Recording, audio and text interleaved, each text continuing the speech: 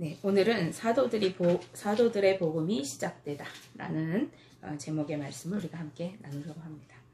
오늘 본문 말씀은 어떤 커다란 사건이 일어나고 있음을 우리에게 보여주고 있어요. 사도행전 1장과 2장 말씀은 초대교회가 이렇게 설립되어져 가는 과정, 세워져 가는 과정에 대해서 내용하고 설명하는 내용을 담고 있는데, 그 과정에서 오늘 어떤 사건이 일어난 것입니다.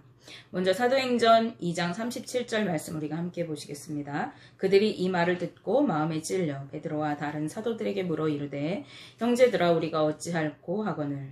아멘. 네, 이 말씀에서 그들이 누군지 모르지만 어떤 말을 들었다고 해요. 그리고 마음에 찔려서 사도들에게 형제들아 우리가 어떻게 하면 좋겠습니까? 라고 이렇게 묻고 있습니다. 이 일은 우리 성도님들이 잘 아시는 것처럼 오순절 성령 강림절에 일어난 사건입니다.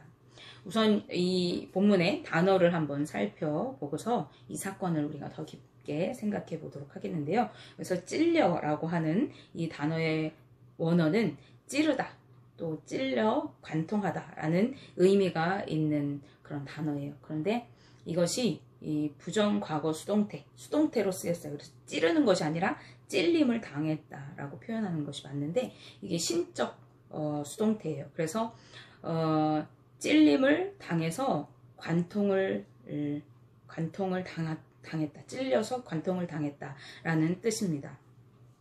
그래서 이것은 어떠한 하나님께서 강력한 역사하심을 통해서 강한 회개의 마음이 이들 가운데 일어난 것을 의미하는 거예요. 뭔가 어떤 말을 들음을 통해서 그들의 마음이 찔러서 관통함을 당하는 것 같은 고통의 그런 심정이 되었다는 거예요. 그래서 이제 그들은 베드로와 사도들에게 형제들아 우리가 어찌할꼬? 라고 묻습니다.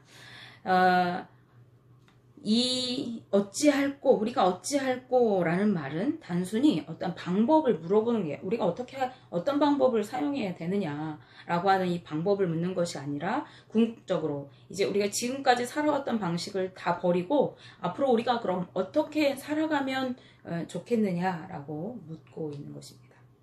이들은 누구고 또 왜 사도들에게 이러한 질문을 하고 있는 것일까? 우리가 살펴보아야 되겠죠.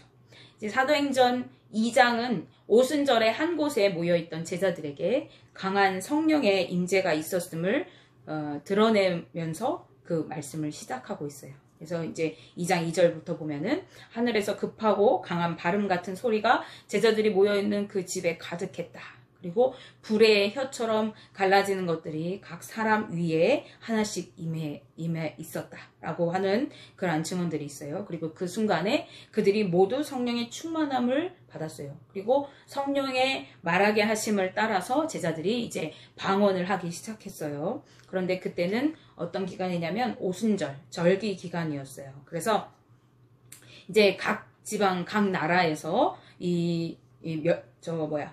절기를 지키기 위해서 경건한 유대인들이 이제 예루살렘으로 몰려와서 그 절기 기간 동안에 이렇게 머물러 있는 때였어요. 그래서 예루살렘 성에 사람들이 많이 모여 있는 때였는데, 제자들에게 이렇게 강한 성령의 임재가 임하고 그들이 이렇게 막 방언으로 막 기도하기 시작했어요. 그리고 그 소리가 온 성에 울려 퍼졌어요. 그래서 사도행전 2장 6절에서 8절 말씀을 보시겠습니다. 이 소리가 나매 큰 무리가 모여 각각 자기의 방언으로 제자들이 말하는 것을 듣고 소동하여 다 놀라 신기하게 여겨 이르되 보라 이 말하는 사람들이 다 갈릴리 사람이 아니냐, 우리가 우리 각 사람이 난 곳 방언으로 듣게 되는 것이 어찌 됨이냐라고 합니다. 그러니까 이 제자들의 무리가 각 방언으로 말하는 소리가 예루살렘 성에 모여있는 사람들에게 들렸어요. 그런데 자기네들 나라의 말로 막 들리는 거예요. 그러니까 이게 무슨 소리냐 막 서로 소동하기 시작했어요. 근데 이들은 다 갈릴리에서 나고 자란 제자들이었어요. 그래서 한 번도 가본 적이 없는 이방 나라의 말들로 이제 말하는 것을 보고 이 사람들이 놀랍고 신기하게 여겼던 거예요. 이제 제자들이 각 나라 말로 말한 그 말이 무슨 말이냐? 하나님께서 행하신 큰 일에 대하여 말하였다라고 성경이 말합니다. 그래서 그들이 당황하였어요. 이게 무슨 일인가 하고 놀라고 있었습니다. 그런데 그 중에 어떤 사람들은요, 이 방언을 말하는 제자들을 오히려 조롱하면서 그들이 세수를 담가 마시고서는 낮부터 취해서 주정을 한다. 이렇게 비아냥거렸어요. 그러자 이제 이 사도들, 제자들을 대표하는 베드로가 설교하기 시작합니다. 이 베드로는 성령의 역사와 예수 그리스도를 통한 하나님의 구속 사역에 대해서 이제 설교하기 시작했어요. 그는 성령의 역사와 예수 그리스도를 통한 하나님의 이 구속 사역이 지금 이 성령의 역사로 일어나는 이 일들이 하나님께서 이미 예언하신 말씀입니다. 라고 하는 근거를 요엘서 2장 말씀을 통해서 설명하고, 그리고 당시 유대인들에게 만연하게 퍼져있던 게 뭐였어요? 메시아 대망 사상. 이제 그들에게 아주 두루 퍼져있던 이 메시아 대망 사상을 요엘과 다윗의 예언을 토대로 해서 예수 그리스도의 성육신과 이렇게 연결하고 있어요. 그래서 말씀이 예언하신 그 예수가 이 땅에 오신 것이 예수 그리스도이다. 그 메시아가 예수님이시다 라고 하는 거예요. 그리고 하나님께서 다윗에게 그의 자손에게서 메시아가 탄생할 것을 이미 약속해 주신 것을 이제 언급하고 있어요. 그리고 예수님께서 이미 언급한 해석의 기초에서 예수님의 승천까지를 얘기하고 있어요. 예수님께서 마가복음 12장 36절 말씀에서 이렇게 말하세요. 다윗이 성령에 감동되어 친히 말하되 주께서 내 주께 이르시되 내가 내 원수를 내 발 아래에 둘 때까지 내 우편에 앉았으라 하셨도다 하였느니라 라고 예수님께서 말씀하세요. 이것은 다윗이 시편에서 말씀한 말씀인데요. 이미 예언된 대로 승천하시면서 이제 예수님은 무엇을 주셨다는 거예요? 오늘 성령을 선물로 보내주셨고, 이제 예수님의 그 성령을 통해서 성령의 시대가 열렸음을 이 베드로는 설교를 통해서 암시하고 있는 것입니다. 그런가 하면은 유대인들이 십자가에 못 박아 죽인 예수님을 하나님께서 다시 살리시고 높여서 보좌 우편에 앉히셨고, 이 예수께서 주와 그리스도가 되셨음을 선포하였습니다. 이것이 복음의 핵심입니다. 즉 예수 그리스도는 유대인들이 못 박아 죽인 이 예수님은 하나님께서 다시 살리셔서 주와 그리스도가 되게 하셨다라는 것이죠. 여기서 주는 온 세상에 다스리시는 주관자, 온 세상의 주인이라는 뜻을 담고 있어요. 우리가 성경에서 보통 주여, 주님 할 때에는 주인님이요 이렇게 얘기하잖아요. 여기서 주라고 하는 것은 온 세상을 다스리시고 창조하신 세상의 주인이신 예수 그리스도를 나타내는 뜻을 담고 있습니다. 그런가 하면 그리스도는 우리가 잘 알고 있듯이 기름 부음 받은 자라는 뜻이죠. 그래서 메시아라는 뜻을 담고 있어요. 이 예수님을 유대인들은 어떻게 했어요? 유대인들은 예수님을 신성모독죄를 적용해서 어디가 감히 하나님과 같다고 하느냐 라면서 십자가에 못 박아서 죽였습니다. 그런데 하나님께서는 오히려 그 예수님을 다시 살리시고 또 승천하게 하셨어요. 그리고 하나님 우편에 앉히셨습니다. 예수님께서 본질적으로 하나님이시면서 또 이스라엘이 그렇게 대망하고 기다리는 메시아이심을 나타내셨음을 말하고 있는 것입니다. 따라서 복음의 핵심은 예수님이 곧 하나님이시다. 예수님이 곧 메시아이시다 라는 것이 복음의 핵심입니다. 베드로가 이러한 복음의 말씀을 선포한 이유는 무엇일까요? 유대인들이 결단 있는 회개를 통해서 이제 예수님을 믿기를 원했기 때문에 그렇습니다. 유대인들은 자신들이 그렇게 고대하고 기다리던 메시아를 자신들 스스로의 손으로 죽였다는 사실을 알게 되자 이제 어떻겠어요? 아주 걷잡을 수 없는 절망, 후회, 두려움 같은 것들이 있었겠죠. 그래서 그의 마음들이 마치 창으로 찔린 것처럼 어찌할 바를 모르게 되었던 것입니다. 그런데 경멸하고 조롱했던 이 무리가 이제 그 경멸에 조롱하고 경멸했던 사람들이 포함되어 있는 그 무리가 베드로와 제자들을 향해서 이렇게 얘기하죠. 형제들아, 우리가 어찌할꼬. 이 형제들아라는 표현은 친근한 표현을 나타내는 것이에요. 그러면서 형제들아, 우리가 이제는 어떻게 살아가야 하느냐라고 이렇게 묻고 있는 것입니다.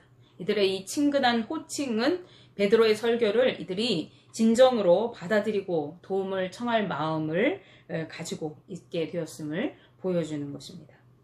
구원의 첫걸음은요, 우리가 자신이 죄인임을 깨닫고 복음과 하나님 앞에 겸손하게 낮아져서 이제 내가 어떻게 해야 할 것인지 무릎을 꿇고 겸손한 자세로 주님 앞에 나아가는 것에서 시작하는 것입니다.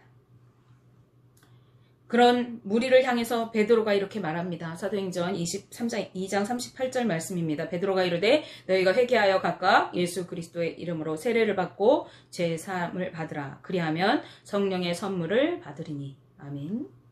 이 청중을 향한 베드로의 첫 번째 요구가 뭐예요? 회개하라입니다. 회개하다라는 단어의 어원은요, 이 원어 메타노에오라는 뜻입니다. 이것은 합성어인데요.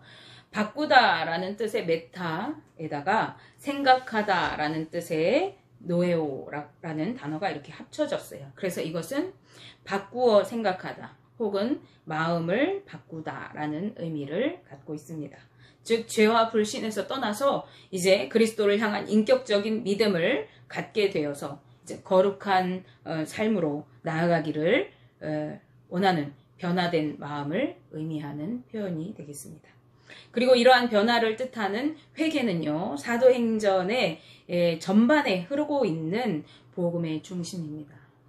그래서 이 사도행전이 복음의 시작을 어디서 보고 있다? 회개에서 보고 있다고 하는 것입니다. 그래서 오늘 베드로가 우리가 어떻게 살아갈꼬 하는 그들에게 첫 번째로 너희가 회개하여 라고 얘기합니다. 회개하여. 그리고 다음에 예수 그리스도로 세례를 받고. 세례는 회개의 어떤 의식적인 표현입니다. 이것은 죄사함과 더불어서 그리스도와 연합함으로 교회의 일원이 된다는 신앙 고백적인 어떤 의식을 담고 있는 것이죠. 마지막으로는 성령의 선물을 받는 것을 요구합니다. 성령은 예수 그리스도를 믿는 자들에게 하나님께서 주시는 선물입니다. 그런데 여기서 그러므로라고 되어 있죠. 그러므로 믿는 자들에게 그리하면 성령의 선물을 받으리니 라고 되어 있어요. 그런데 이 그리하면이라고 번역된 이 단어가 원래 카이라고 하는 단어인데 그리고라는 뜻입니다. 그래서 너희가 예수 그리스도의 이름으로 세례를 받고 제사함을 받으라. 그리고 성령을 선물로 받으리니 라는 뜻입니다. 그래서 이 믿는 자들의 특징이 뭐라고요? 회개하고 회개를 통해서 예수 그리스도를 믿음으로 죄사함을 받고 성령을 선물로 받는 것입니다. 이것이 믿는 자들의 특징이라고 할 수 있겠습니다. 따라서 우리가 죄사함을 받아야만 성령을 주시는 것이 아니라 우리가 예수 그리스도를 믿음으로 죄사함과 함께 성령을 주님께서 선물로 주시는 것이라고 우리가 볼 수 있습니다. 따라서 우리는 각각 예수 그리스도의 이름으로 세례를 받음으로 죄사함을 받고 그리고 성령의 선물을 받게 되는 것입니다. 또한 베드로는 그들에게 패역한 세대에서 구원을 받으라고 힘주어서 말했습니다. 40절에요. 네. 세대라는 말은 본래 어떤 뜻이죠? 어떠한 특정 지어지는 기간을 나타낼 때에 그 세대라고 이렇게 말하는 표현인데, 본문에서 말하는 이 패역한 세대는 그 어떤 기간적인 의미가 아니라 당시 사내들인 공의회를 중심으로 한 예수 그리스도를 인정하지 않고 또 거기에다가 반역자로 몰아서 이방인의 손에 죽게 한 이스라엘 불신앙의 무리들을 일컬어서 패역한 세대라고 이렇게 표현하였습니다. 따라서 이 말씀은 그 무리들과 함께 했던 그 예수님을 배반하고 죽게 하고 그러한 일을 동조했던 그들과 함께 마음을 모았던 그 자리에서 빠져나와서 회개하고 예수 그리스도를 하나님으로 영접하고 구원을 얻으라라고 하는 의미가 되는 것이 되겠습니다.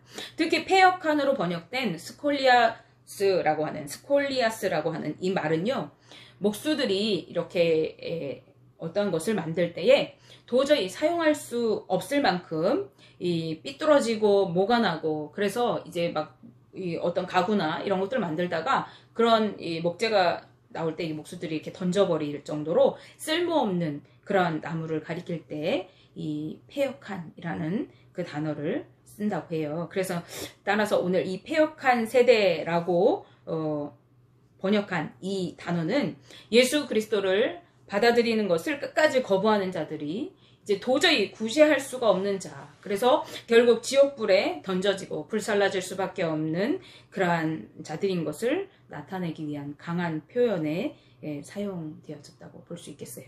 그래서 이제 너희는 구제할 수 없는 그 지옥불에 던져질 그들에게서 돌이켜 나와서 구원을 받으라 라고 베드로가 말하고 있는 것입니다.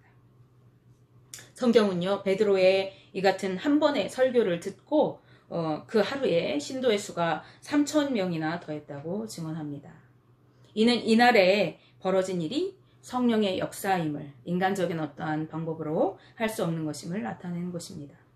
우리가 기존에 알고 있는 이 베드로 어떤 사람인가요? 이 베드로는요. 그는 배움과 학식이 풍부한 사람이 아니었습니다. 오히려 배움이 없고 사람들에게 멸시를 받고 무시를 당하는 시골 갈릴리 출신의 어부였습니다. 또 이 베드로는 어떤 사람이죠? 성격이 급해가지고 생각을 깊게 하기보다 행동으로 먼저 나가서 막 성급하게 행동하는 그런 경향이 있는 사람이죠. 예수님 부활하셨는데 제자들을 바닷가에서 기다리고 있으니까 요한이 예수님이시다 하니까 배가 바닷가에 닿기도 전에 어떻게 해요? 막 물로 뛰어들어가서 예수님께 갈 정도로 성격이 급하고 행동 위주의 사람입니다. 또 이 베드로는 어떤 사람이에요? 때로는 영적으로 무지해서 주님이 이제 십자가의 순환을 얘기하실 때 주님의 멱살을 잡고 그렇게 하지 마시옵소서. 그러니까 주님의 뜻을 제대로 이렇게 파악하지 못했던 그런 사람입니다. 또 그런가 하면은 겁이 많고 비겁하여서 예수님 잡히시던 그 밤에 나는 저 사람을 도저히 모른다 3번이나 부인하면서 예수님을 저주하고 욕했던 그런 사람이었죠. 그러나 성령 충만을 받은 이 베드로는요, 이전에 그렇게 나약하고 무지한 모습을 찾아볼 수가 없습니다. 그는 구약을 인용해서 예수님의 말씀을 이렇게 알아듣지도 못했던 그 말씀을 다 풀어서 설교하는 그러한 모습을 오늘 보이고 있습니다. 예수님의 죽으심과 부활의 의미를 분명하게 구약의 근거를 들어서 설명하는 훌륭한 설교자로서의 그러한 삶을 보여줌으로써 그 설교를 통해서 사람들을 회개하게 하고 제자의 수가 3,000명이나 더하게 할 만큼 탁월한 설교가의 모습을 오늘 보여주고 있습니다. 또 그는 이제 이전에 두려워하고 겁쟁이였고 비겁했던 그 모습이 아니라 죽음도 불사하고 두려움 없이 복음을 전하는 담대한 사도가 되었습니다. 이것이 변화된 삶을 살아가는 성령 충만한 자들의 능력의 삶의 모습입니다. 우리가 하나님의 복음을 받아서 예수 그리스도를 내 구조로 영접하고 이제 믿는 자의 구원을 경험하고 성령의 능력을 덧입었다면 우리는 이전의 모습에서 전혀 다른 모습으로 하나님의 복음을 담대히 증거하고 두려움과 망설임 없이 주님을 위해 헌신할 수 있는 자들이 되어야 되는 것이죠.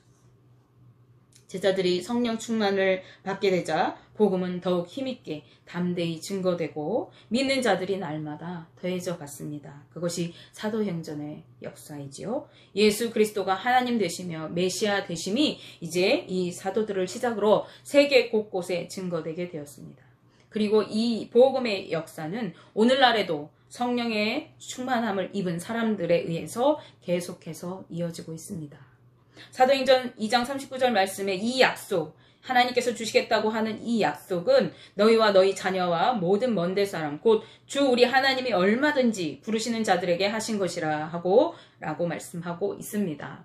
하나님께서 그 유대 시대에만 부르신 것이 아니라 오늘 이 시대에도 하나님께서 부르시는 자들에게 이 하나님의 약속, 너희가 예수 그리스도의 이름으로 세례를 받고 죄사함을 받고 성령을 선물로 받는 이 약속이 오늘날에도 계속 이어지고 있다는 말씀입니다. 그렇다면 믿고 성령을 받은 사람들이 할 일이 무엇입니까? 그들은요, 복음을 전할 뿐만 아니라 계속해서 무엇인가를 전념하고 힘썼습니다. 무엇을 힘썼습니까? 그것이 4가지로 오늘 말씀에 나타나고 있어요.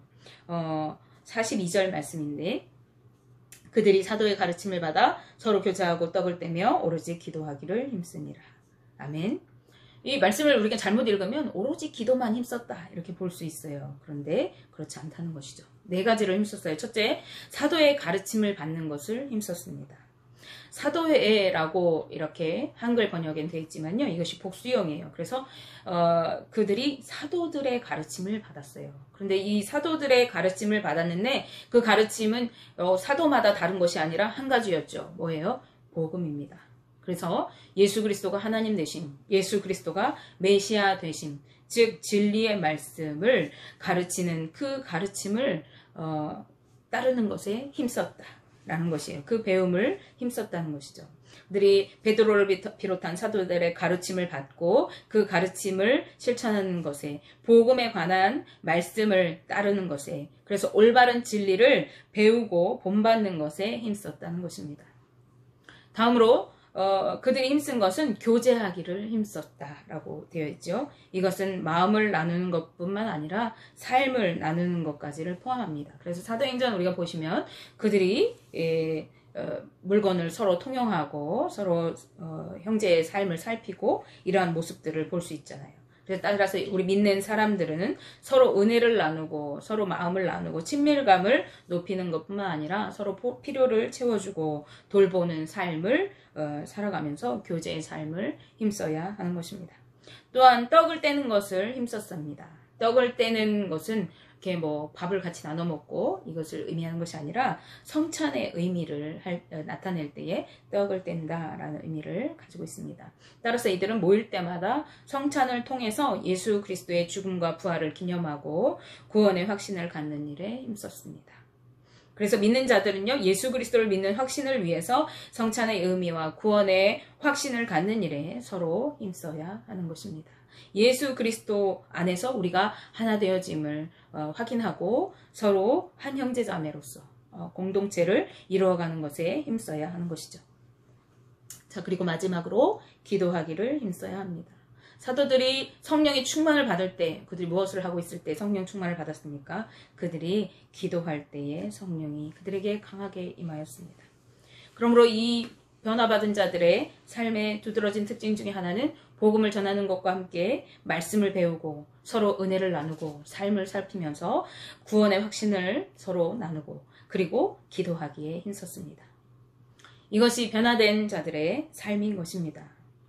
그리고 변화된 자들의 이러한 삶을 통해서 담대히 복음이 증거되어지고 또 이러한 삶을 통해서 제자들이 세워지는 그러한 증인의 삶을 살아가게 되어지고 세계 열방까지 복음이 전해지고 오늘 우리가 예수 그리스도를 만나는 은혜를 누리게 되었습니다.